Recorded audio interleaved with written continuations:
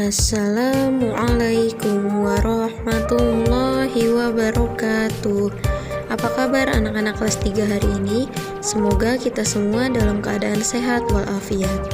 Kembali lagi kita akan belajar tematik kelas 3 pada subtema 1 pembelajaran 4, 5, 6 bersama Miss Lulu. Jangan lupa subscribe ya. Baik teman-teman semuanya, sekarang kita masuk ke materinya. Pada pembelajaran keempat, ada ayo mengamati Edo dan adiknya bermain di kebun milik kakek. Saat beristirahat, Edo melihat adiknya sedang merobek daun tanaman. Edo mengingatkan adiknya, perhatikan percakapan Edo dan adik berikut ini. Kata Edo, "Adik, kamu seharusnya menyayangi tanaman, jangan merobek daunnya seperti itu." Lalu adik Edo menjawab, "Maaf Kak Edo, aku tidak akan mengulanginya lagi." Kata Edo, "Iya Dik, kasihan tanaman itu bila kamu rusak daunnya." Lalu Edo menjawab, "Iya Kak, terima kasih sudah mengingatkan." Lalu teman-teman bisa menjawab pertanyaan dari percakapan Edo dengan adiknya.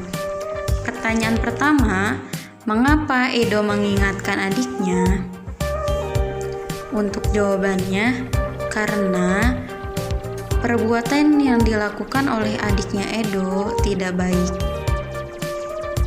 Lalu, pertanyaan kedua, apakah kamu setuju dengan sikap Edo yang mengingatkan adiknya? Maka jawabannya adalah setuju. Pertanyaan ketiga, sikap baik apa yang dimiliki oleh adik Edo?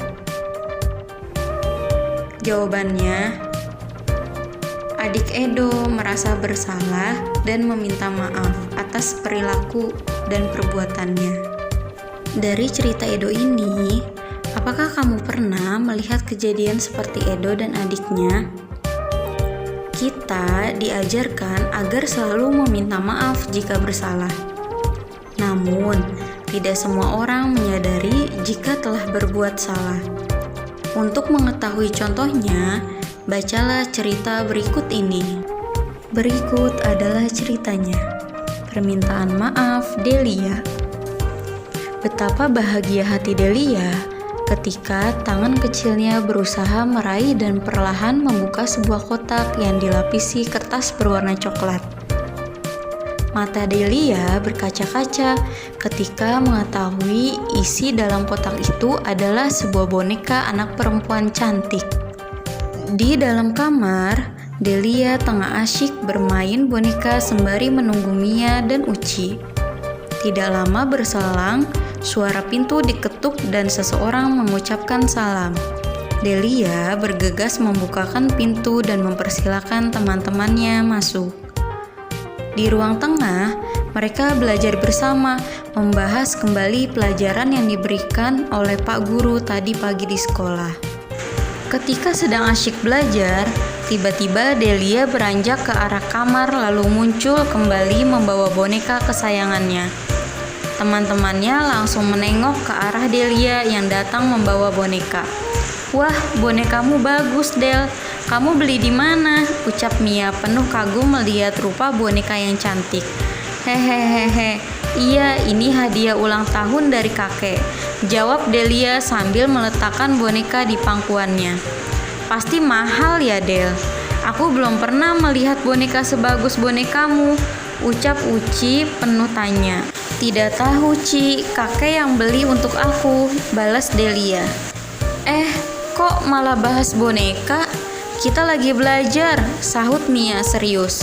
Delia hanya tersenyum, kemudian mereka kembali melanjutkan belajar bersama. Mereka asyik dengan pensil dan buku tulis masing-masing. Tiba-tiba, Mia kembali berucap, "Del, kamu kok malah asyik main boneka? Kan kita lagi belajar. Sebaiknya bonekanya taruh dulu ke kamar. Nanti setelah belajar, baru deh main boneka lagi. ucap Mia serius, sebab Delia malah asyik dengan bonekanya. Sedangkan teman-teman berusaha memecahkan soal matematika dari buku pelajaran. Hehehe, iya deh, maaf, bonekanya aku simpan dulu ya, lirih Delia. Lantas ia kembali membawa bonekanya ke dalam kamar, kemudian bergabung kembali bersama teman-temannya. Saat menggoreskan pensil di kertas latihan, tiba-tiba ujung pensil Mia patah. Teman-teman, punya rautan pensil enggak? Pensil aku patah, ucap Mia kepada teman-temannya. Delia menjawab dengan cepat, kalau rautan pensil aku nggak punya, tetapi kalau pensil aku punya.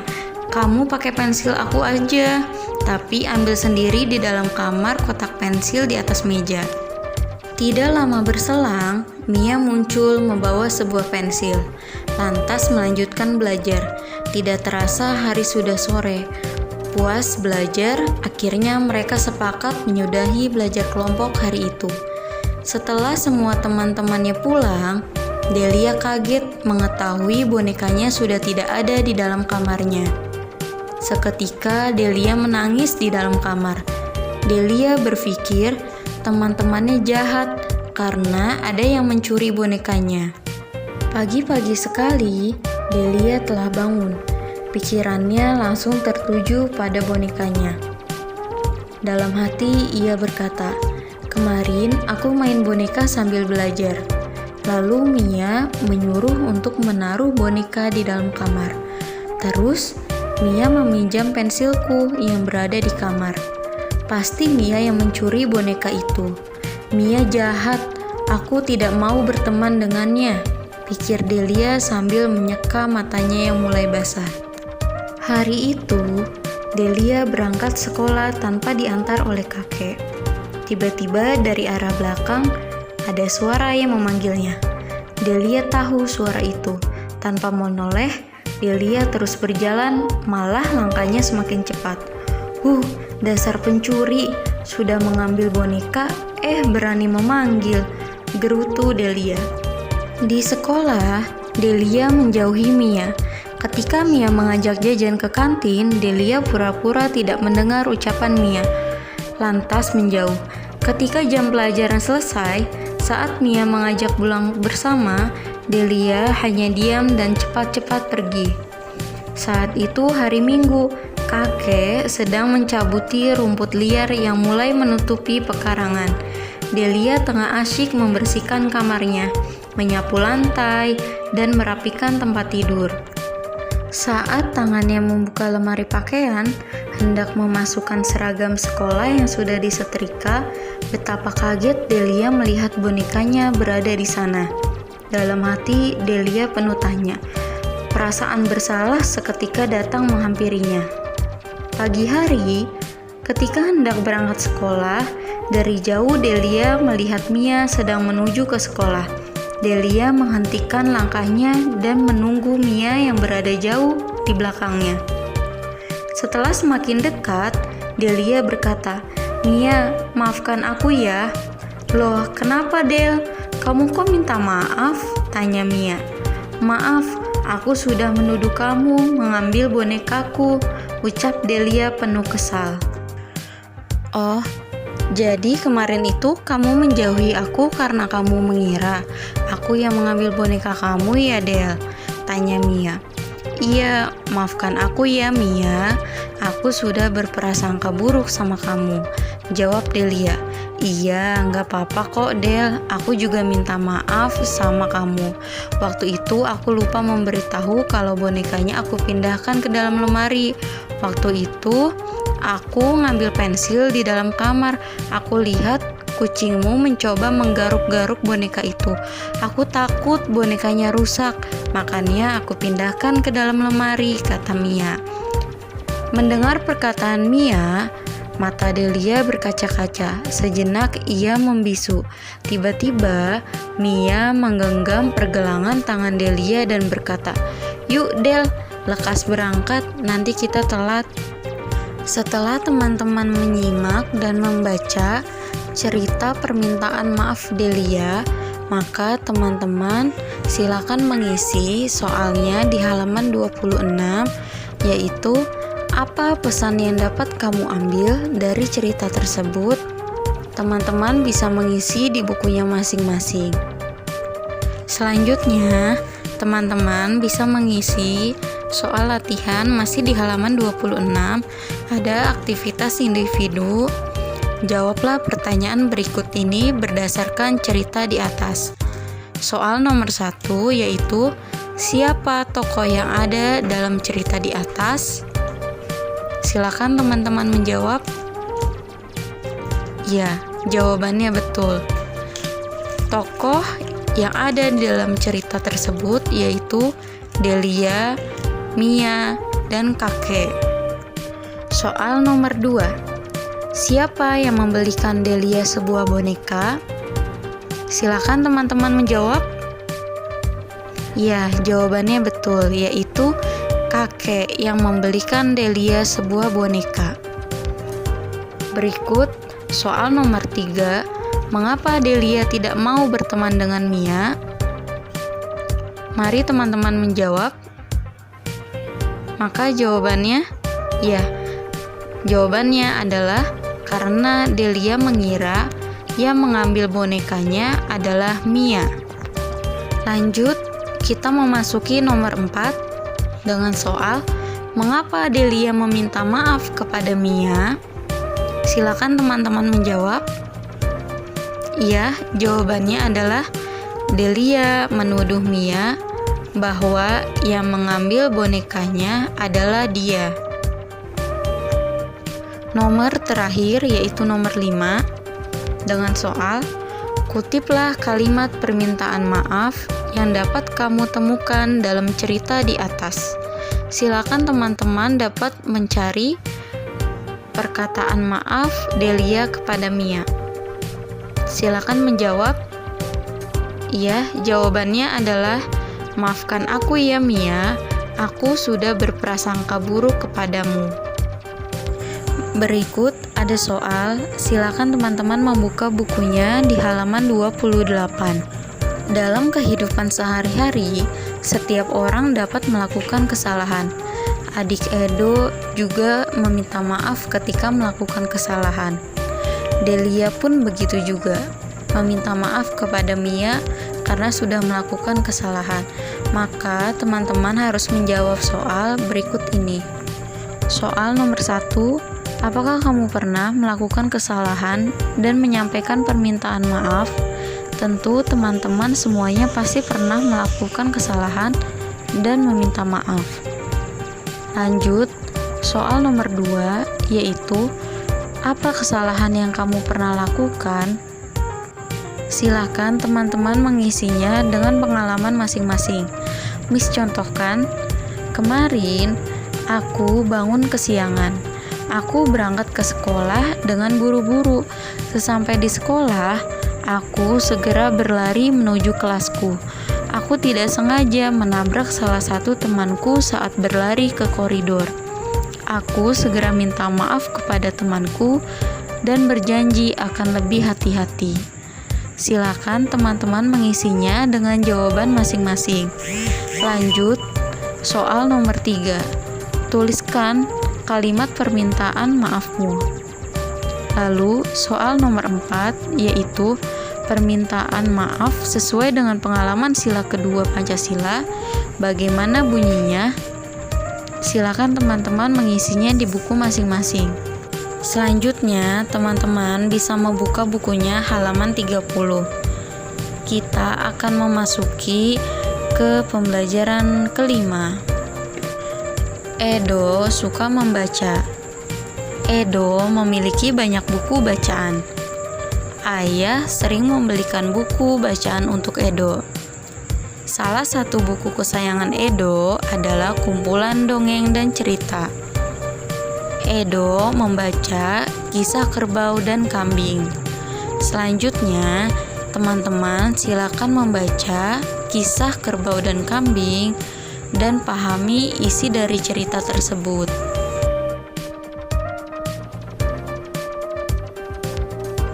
Setelah teman-teman membaca dan memahami isi dari cerita kisah kerbau dan kambing, teman-teman bisa menjawab soal di halaman 31.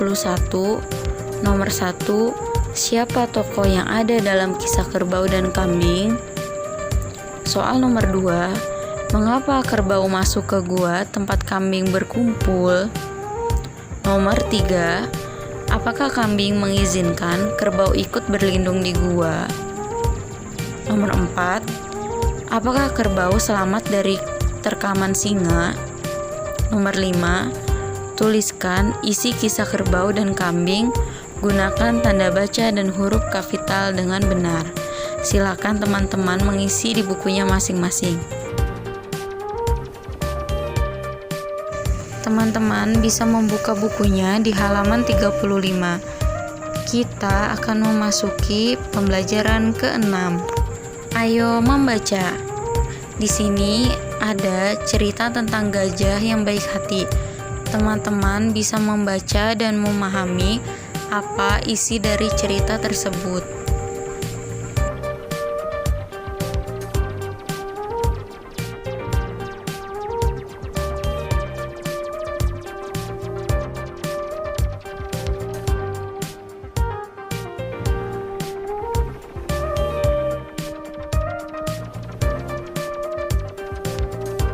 Setelah teman-teman membaca dan memahami isi cerita tersebut, teman-teman dapat mengisi soal di halaman 36.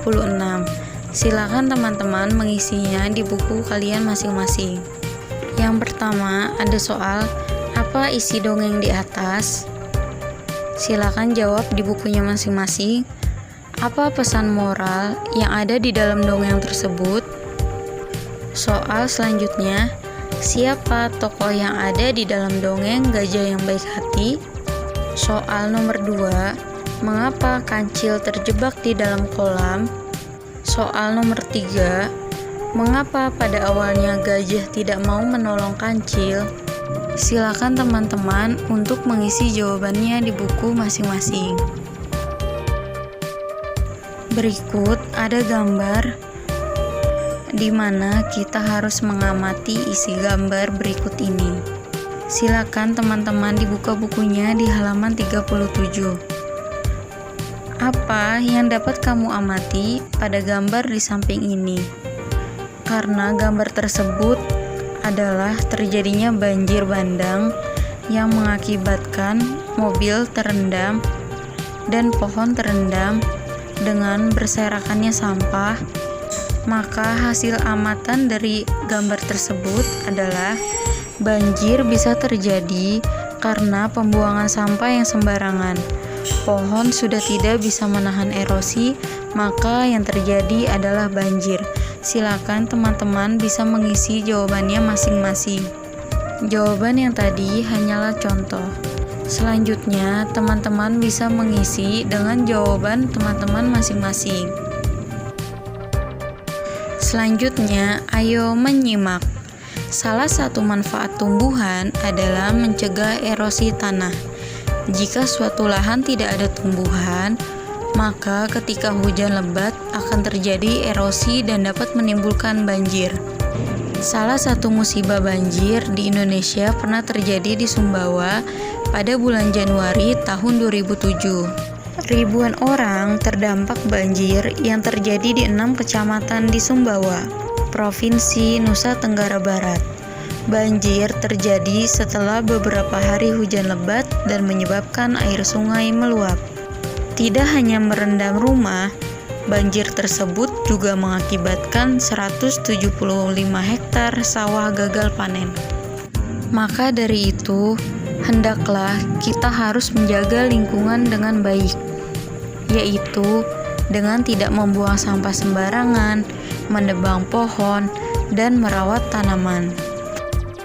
Banjir adalah salah satu dari musibah, yaitu bencana alam. Maka, ada sebuah pertanyaan pada halaman 39, silakan teman-teman membuka bukunya. Apa yang kamu lakukan ketika ada warga atau saudara yang terkena musibah? Pasti sebagai makhluk sosial, hendaklah kita sebagai manusia, yaitu saling bantu-membantu. Terkhusus apabila ada warga atau saudara kita yang terkena musibah. Lalu pertanyaan selanjutnya, apakah kamu juga mendoakan para korban bencana? Sebagai makhluk sosial juga, kita tidak hanya membantu dengan tenaga maupun materi, tetapi kita harus mendoakan teman kita atau saudara kita yang terkena musibah. Karena kita sebagai umat Islam yang hakikatnya adalah saling doa dan mendoakan sesama muslim. Pertanyaan selanjutnya, apa manfaat berbuat baik kepada orang lain? Ketika kita sedang terkena musibah, maka orang yang pernah kita tolong tidak akan sungkan kembali untuk menolong kita. Untuk pertanyaan selanjutnya, tuliskan doa yang kamu panjatkan terhadap orang yang terkena musibah. Pertanyaan terakhir, berbuat baik kepada orang lain sesuai dengan pengalaman sila Pancasila dengan lambang sila berikut, maka teman-teman harus menuliskan bunyi dari sila Pancasila yang sesuai dengan gambar berikut ini. Silakan teman-teman untuk mengisinya di buku masing-masing. Kita harus selalu berbuat baik. Berbuat baik memiliki banyak sekali manfaat. Berikut adalah manfaat berbuat baik kepada orang lain. Yang pertama yaitu menciptakan kenyamanan hati. Saat kamu berbuat baik kepada orang lain, ada perasaan senang, bangga, dan nyaman. Secara alami, manusia ingin selalu bermanfaat bagi orang lain, walau dalam hal kecil, seperti tersenyum, memberi jalan pada menyeberang, dan memberikan sedekah. Lalu yang kedua yaitu menghargai diri sendiri. Berbuat baik kepada orang lain berarti kamu menghargai orang tersebut dan dirimu sendiri. Hal tersebut akan meningkatkan rasa percaya diri dalam kehidupan sehari-hari. Yang ketiga yaitu mempererat hubungan. Berbuat baik kepada orang lain akan mempererat hubungan berupa rasa saling menghargai, memberi, dan membutuhkan.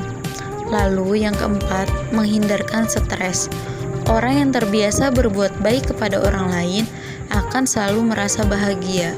Yang terakhir yaitu menularkan kebaikan. Saat kamu berbuat baik kepada orang lain, maka muncul perasaan untuk melakukan kebaikan-kebaikan yang lain. Selanjutnya, teman-teman bisa menceritakan pengalaman teman-teman saat mendoakan orang lain atau teman yang terkena musibah. Cukup sekian pembelajaran hari ini. Maka kita akhiri dengan hamdalah bersama-sama. Alhamdulillahirabbil alamin. Cukup sekian dari Miss akhiri dengan wassalamualaikum warahmatullahi wabarakatuh.